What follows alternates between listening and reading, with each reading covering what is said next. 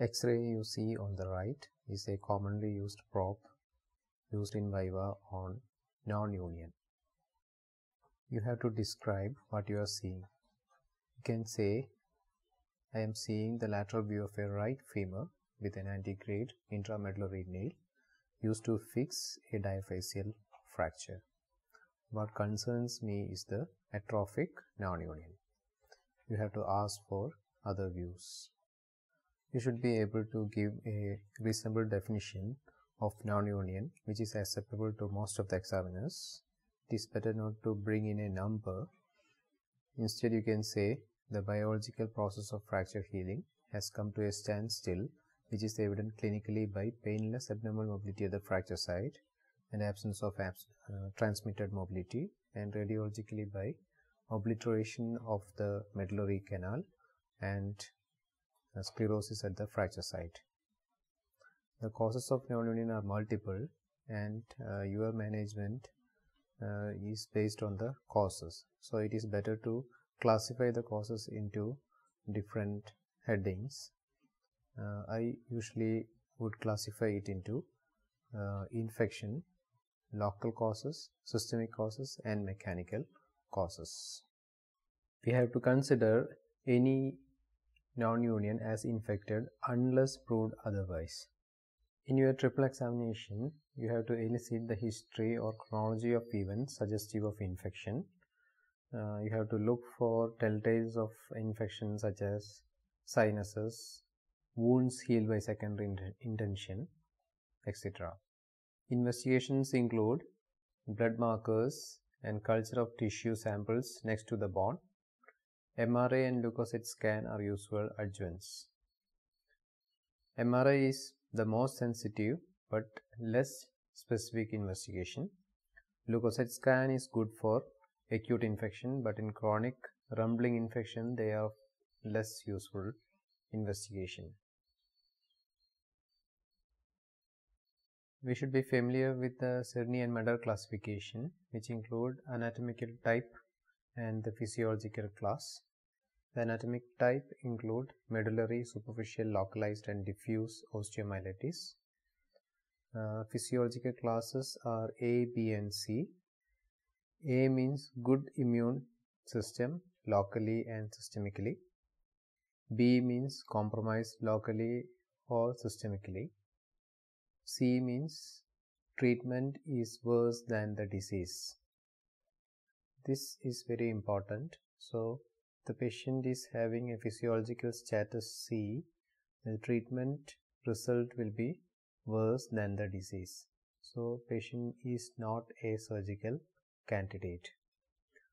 What are the factors you are looking in the physiological class? They include systemic factors and the local factors. Systemic factors include any immunocompromising condition such as malnutrition, renal failure, liver failure, alcohol abuse, immune deficiency, chronic hypoxia, malignancy, diabetes, etc. Local factors include chronic lymphedema, venous stasis, major vessel compromise, extensive scarring, radiation fibrosis, etc. Among the local factors, the in-text injury and the surgical technique both has got a very important role in determining whether the patient is going for non-union or not. The in-text injury include the fracture personality. If you are moving from Castello-Anderson 1 to 3, you are moving from less possible non-union to more possible non-union. Open fractures, compartment syndrome and increased incidence of soft tissue injury all are having more chance of non-union. The surgical technique, how the tissue is handled, whether tourniquet was used or not, the surgical approach, the wound coverage, distraction at the fracture site and the use of reamers all can determine whether the fracture is going for non-union or not.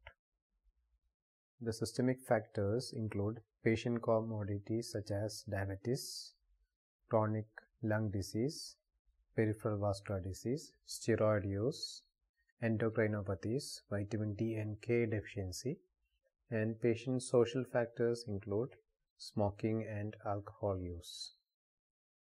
Once we have zoomed past these stages, then we can discuss about the mechanics. What principle was used in the treatment of this fracture, whether absolute stability or relative stability was aimed at, was it appropriate or whether it has been achieved or not, whether the fracture was stable or not. All these factors can determine the incidence of non-union. We have to acknowledge the fact that it's a difficult problem. We have to assess the causes and address the causes which led to the development of non-union. We have to have a multidisciplinary team approach, confer with the colleagues with more expertise.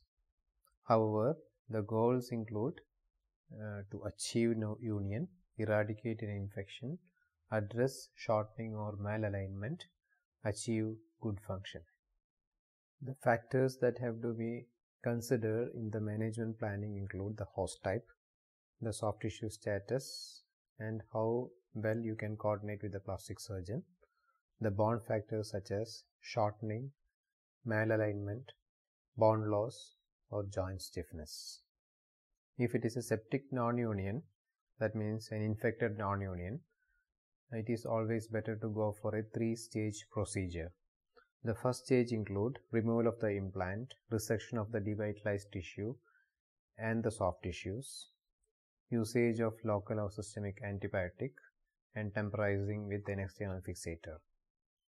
This should be supplemented with serial blood markers, blood culture, repeated debridement if needed, and vacuum assisted closure if needed. The second stage include soft tissue coverage by a plastic surgeon.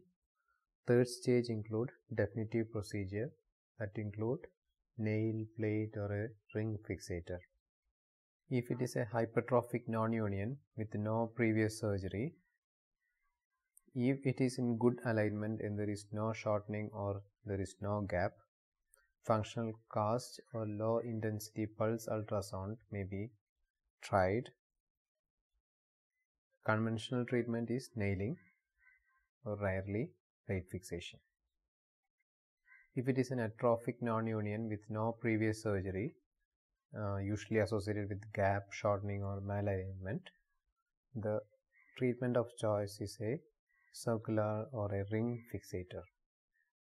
If there is a history of previous surgery but it is not infected, we can offer a single stage revision fixation with graft or bone morphogenic protein after actively ruling out infection.